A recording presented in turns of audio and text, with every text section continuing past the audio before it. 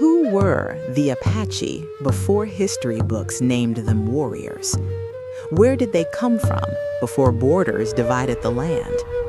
How did a people with no kings, no castles, no written laws become one of the most feared and respected tribes in American history? This is not a story of violence. This is a story of identity. This is the story of the Apache people. Long before the United States existed, long before Spain, Mexico, or maps, the land we now call Arizona, New Mexico, Texas, and northern Mexico was alive with footsteps. Footsteps that moved with the seasons, with the animals, with the wind. These footsteps belonged to a people who called themselves Inde. It means the people. The word Apache was never their own. It came from the Zuni word Apache, meaning enemy. But to themselves, they were not enemies. They were families, clans, storytellers, hunters, protectors of the land. The Apache did not believe the land belonged to them. They believed they belonged to the land. Apache people belonged to the Athabascan language family. Their ancestors lived far north, in what is now Alaska and northern Canada. Around 900–1200 AD, a slow migration began. Not an invasion, not a conquest, a journey. Generation by generation, they moved south. No written maps, no compass, only stars, rivers, animal trails, spiritual signs. This migration took hundreds of years. By the time they reached the American Southwest, they had already learned the greatest skill of all: how to survive anywhere. The Apache settled across Arizona, New Mexico, Texas, and northern Mexico. This land was harsh, burning deserts, cold mountains, dry plains. But the Apache did not fight nature. They understood it. Apache homes were called wickiups. They were round or oval, made from wood poles, covered with grass, brush, or animal hides.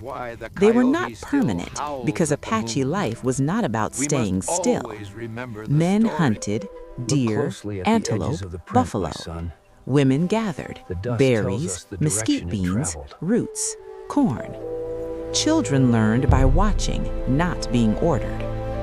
Apache languages are part of Southern Athabascan. Main Apache languages include Western Apache, Chiricahua Apache, Mescalero Apache, Jicarilla Apache, Lipan Apache, Plains Apache. Language was not just communication. It was history, law, medicine, prayer.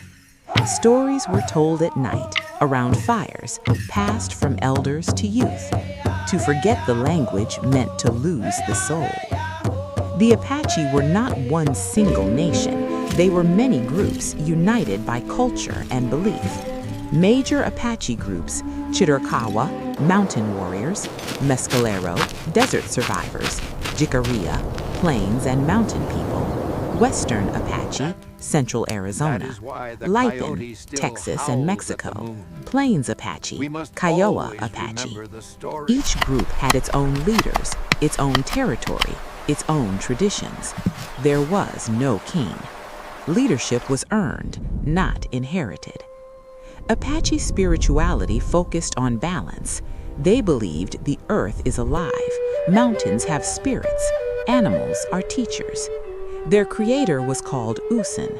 Sacred beings known as Gan, mountain spirits, protected the people. Important ceremonies included healing rituals, coming-of-age ceremonies for girls, sacred dances. Women held great respect. Life was seen as a circle, not a straight line. The Apache did not believe in ownership. Land could not be owned, animals could not be wasted, nature could not be disrespected. Their law was simple: respect elders, protect children, honor the land. This philosophy kept them strong for generations. What happens when a free people are pushed into cages? What happens when mountains become battlefields and survival becomes rebellion? For the crown. Were the Charge! Apache Attack! violent, or were they defending their right to exist? This is the chapter where Attack history now! becomes Do not fire. let them escape!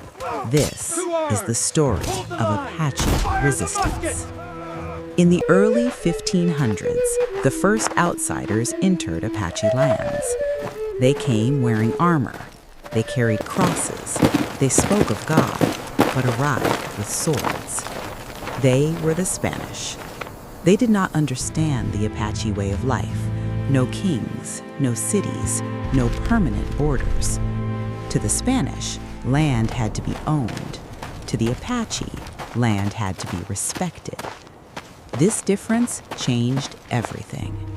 The Spanish tried to force religion, control movement, enslave Apache people.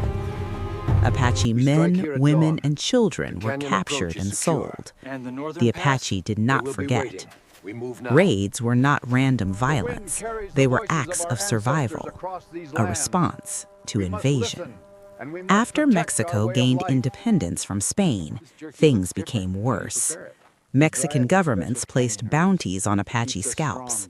Men, women, even children were hunted for money. This turned the land into a killing field. But the Apache adapted. They learned enemy patterns, weapon use, terrain mastery. They became ghosts of the desert.